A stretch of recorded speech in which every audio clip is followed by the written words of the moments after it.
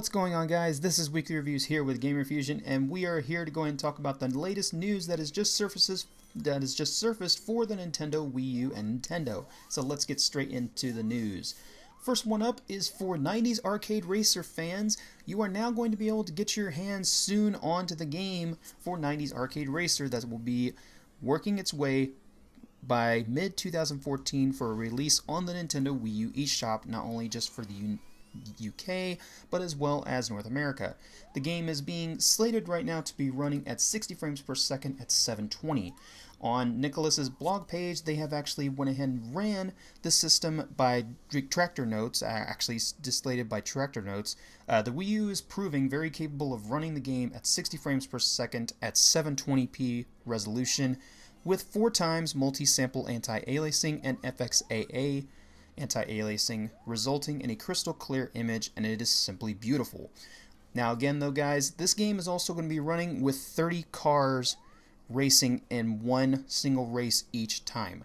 Now if it hits that number, then it's going to be very awesome to see something like that, especially for a fun old-fashioned arcade racer. For any of you Daytona fans, I would be taking a look definitely at this, because it will also be coming out not only just on the Wii U, but it will also be making a release on the PC. So now let's go into the next set of news, which is for Monster Hunter fans. Get ready, because we have finally been given a reported planning from Capcom of a Western release of Monster Hunter Frontier G. So that means we are going to be now having a MMORPG on the Nintendo Wii U, and it will be released in North America. Now, also stating on the actual interview that they had from Silaconera, the letter G in the title implies it's compatible with a wide range of platforms, including PlayStation 3, Wii U, Xbox 360, and PC. We're also planning to extend the support to PlayStation Vita. The reason why we increased our support for so many hardware platforms is because we have our sights set on distributing services for this game in the future outside Japan. We simply can't release a game as it is, but need to adapt all the necessary services to the unique characteristics of each region. In preparation for that, we've broadened our scope and started launching individual titles across multiple hardware platforms. Now guys, if you have not already heard much about Monster Hunter, you guys have saw me talk about it in a review. It was a really good game, and it still is a really good game and holds up really well on the Wii U, but this is basically a remake of the original Monster Hunter Frontier Online, which was released originally on the PC back in 2007, and then finally on the Xbox 360, released in 2010.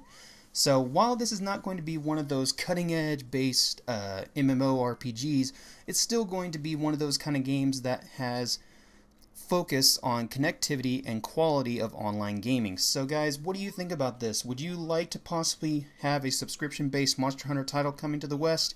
Please let me know in the comments, and I will also go ahead and list the actual interview from Silaconera in the description below. And also guys, we will go ahead and now talk about the final news, which is for Hyper Light Drifter.